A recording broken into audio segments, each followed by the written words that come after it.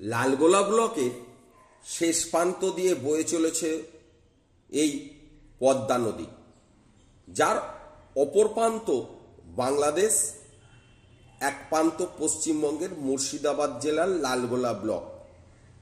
এই কয়েকদিন আগে ঘটে যাওয়া পদ্মার যে অস্বাভাবিক ভাঙন আমি স্বচক্ষে দেখে এলাম, দেখে বুক ফেটে যাবে।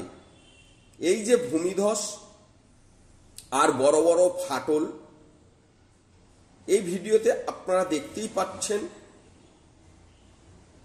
কত বড় ভূমিধস, কত বড় বড় ফাটল।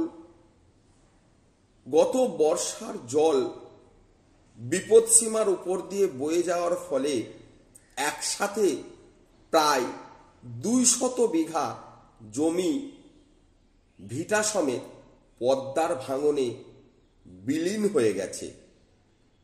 পদ্মা আমার মা। এই যে মা কত সন্তান সন্ততিকে দুঃখের দরিয়ায় ভাসিয়ে দিয়ে গেছে তা বলার কথা নয়।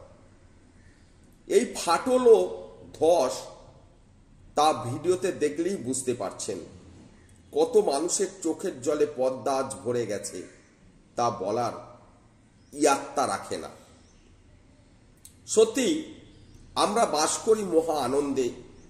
এই সব মানুষগুলোকে দেখলেই তা ভালো করে বোঝা যায়।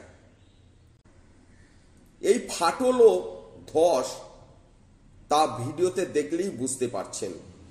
কত মানুষের চোখের জলে পদ্মা আজ ভরে গেছে তা বলার ইয়াত্তা রাখে না।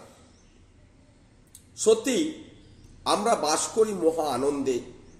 এই সব মানুষগুলোকে দেখলেই তা ভালো করে, আর যেন এই রূপ ভাঙন না হয়। সত্যি দেখলে বুক ফেটে যাবে। বেশ কয়েকজনের বাড়ি, পুকুর, জমি আজ পদ্মার জলে বিলীন হয়ে গেছে। গত বর্ষায় তারা সবকিছু হারিয়ে ছটফট করছেন।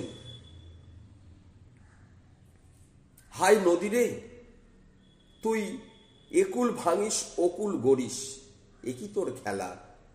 এই খেলা সত্যিই বালির বস্তা দিয়ে কখনই রোখা যাবে কিনা তা কল্পনাও করা যায় না। বেশিরভাগ ভাঙন নামক গ্রামেই দেখা গেছে। এছাড়া খান্দোয়ারা পাশের গ্রাম, তাতেও কম ভাঙন হয়নি।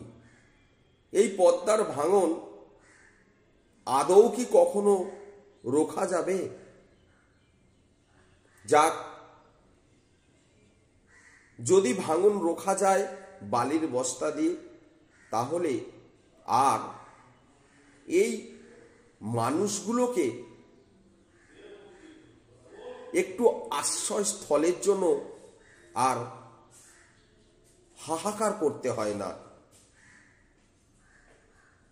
সত্যি পদ্মার ভাঙন দেখে এই পদ্মামাকে রোখার জন্য হতভাগা সন্তানেরা তাকে করে বস্তায় বালি ভরে বাঁধ রক্ষা করতে চাইছেন। কত মানুষের এই অসহায় কান্না, আমাদেরও চোখ ফেটে জল আসবে। আর এপারে এত ভাঙন, বাংলাদেশের দিকে কি হয়েছে আমরা জানি না। সবাই ভালো থাকুন, সুস্থ থাকুন, এটাই কামনা করি। ঈশ্বর সকলকে ভালো রাখুন, সুস্থ রাখুন।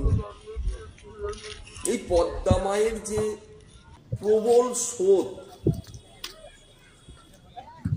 বিপদ সীমার উপর দিয়ে বর্ষার যে জলের বেগ বয়ে যায়, তাতে এই বালির বস্তা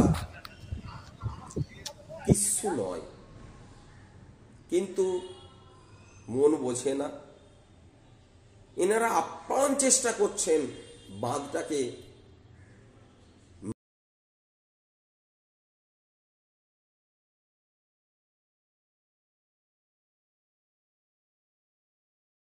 এখানে এই যে শেল্টারগুলি পলিথিন দিয়ে সরকারি তরফ থেকে করা আছে দেখছেন, এই শেল্টারে থাকা অসহায় মানুষগুলি তাদের জমি ও বাস্তবিকতা হারিয়ে আজ নিঃস্ব হয়ে গেছে। ওনাদের সাথে কথা বলে জানতে পারলাম বেশ কয়েকজনের বাড়ি, পুকুর, জমি আজ পদ্মার জলে বিলীন হয়ে গেছে। গত বর্ষায় তারা সবকিছু হারিয়ে ছটফট করছেন। হাই নদী রে, তুই একুল ভাঙিস অকুল গড়িস, একই তোর খেলা। এই খেলা সত্যিই বালির বস্তা দিয়ে কখনই রোখা যাবে কিনা তা কল্পনাও করা যায় না। বেশিরভাগ ভাঙন নামক গ্রামেই দেখা গেছে। এছাড়া খান্দোয়ারা পাশের গ্রাম, তাতেও কম ভাঙন হয়নি। এই পদ্মার ভাঙন আদৌ কি কখনো রোখা যাবে?